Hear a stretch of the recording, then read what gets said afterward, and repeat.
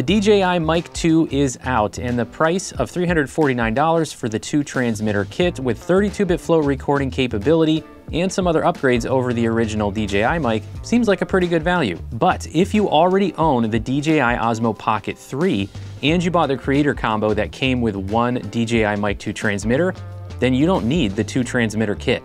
Let's talk about it.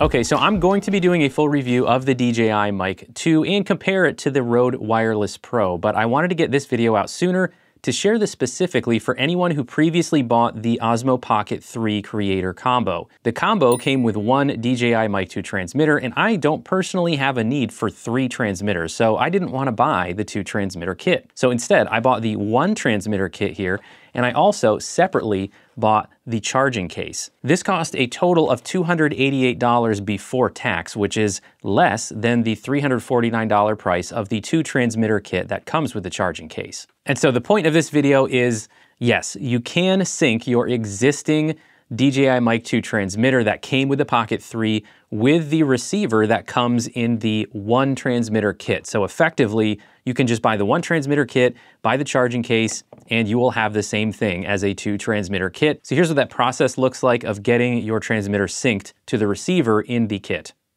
Okay, so I've got my Pocket 3 here, and I've got the transmitter that came with my Pocket 3, and this is gonna be synced to the Pocket 3 right now, even though this is off. As you can see, the light is flashing blue here. That means it is currently using the Bluetooth connection. So it is blue for Bluetooth and green for 2.4 gigahertz. Our receiver for the kit is gonna use 2.4 gigahertz.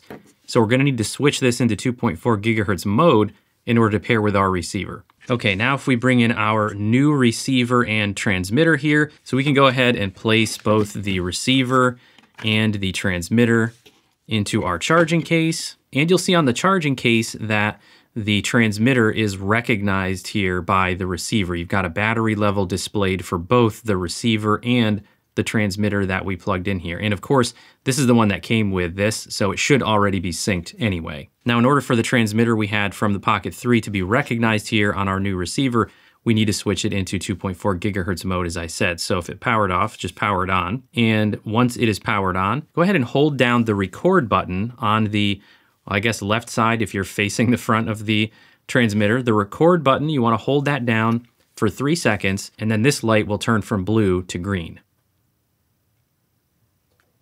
There we go. So now it has changed over to the 2.4 gigahertz mode. The light changed from blue to green. We can go ahead and drop that into our charging case. And that message that said linking appeared on the screen just momentarily, but now you'll see the battery level for both transmitters display here on the receiver. And that's it. That's all we had to do to link these to our receiver, was just put it into the charging case. Now there is also a manual way to link the receiver with the transmitters if this doesn't work for you, but it should work when you put it into the case as long as this is in 2.4 gigahertz mode. Now, what do you do if that doesn't work, or if you didn't buy the charging case? Maybe you just bought the kit with the 1 transmitter so that you could use it with your existing transmitter. So what you need to do to match them up or to sync them up, turn on your devices, so get all 3 things turned on. And then what you're gonna wanna do is swipe down on the receiver menu and go to the receiver settings option on that menu. Then you can swipe over or use the scroll wheel to scroll over all the way to the last option, which is link device.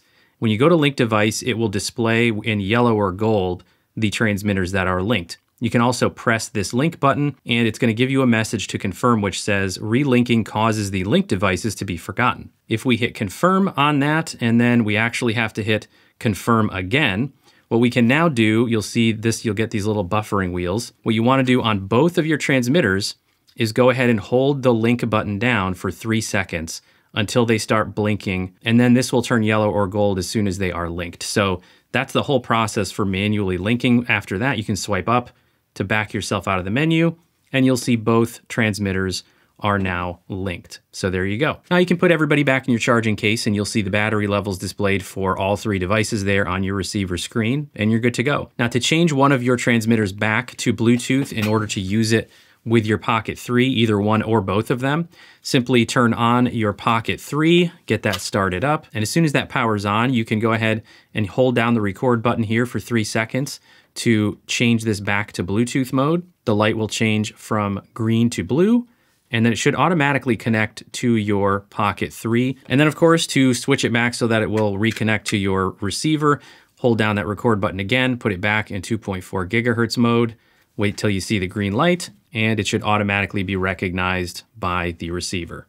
So if you only need 2 total transmitters and you already have one from the Osmo Pocket 3, there's no reason to buy the 2 transmitter kit because you can get the 1 transmitter kit here and the charging case, and you can just sync them up yourself. Of course, if you do have a reason for wanting 2 transmitters to keep totally separate from your Pocket 3 setup, then go ahead and buy the 2 transmitter kit. I'm not here to stop you. But I just wanted to share that you can use your existing transmitter with the 1 transmitter kit and get the same thing for less money. Also, while we're here, I just want to point out that you will have actually 3 of these if you do what I did. So this little flat case comes with the 1 transmitter kit. This small zipper bag comes with the charging case, and then there's a slightly larger zipper bag that would have come with the Pocket 3. All of this doesn't fit in any of those, which is fine if you're okay with keeping them separate from each other. So if you want to keep your charging case with your 2 transmitters in the bag that came with and still keep your Pocket 3 in the bag it came with, and you're good with that, then you're good to go. You've got 2 nice carrying cases for your kit. But if you would prefer to keep everything together in one bag because you generally use them together, I personally have tried and can recommend the Peak Design Tech Pouch. This is the version 2 of the Tech Pouch. It's got tons of compartments in it that fits everything. There's one large compartment on one side, which the Pocket 3 fits nicely in. There's a large compartment on the other side, which the case for the Mic 2 fits nicely in, and then all of the parts that go between them fit nicely in all of the other compartments. Now, I'm sure there's a ton of bags like this on the market that would work just fine if you want to do that, but I just wanted to share I've tested it with the Peak Design Tech Pouch, and it works really well. All right, that'll do it for this video. Be sure to subscribe to the channel if you want to see my upcoming full review of the DJI Mic 2 with a comparison to the Rode Wireless Pro. That video should be coming out within a couple of weeks. Thanks, everybody. See you next time.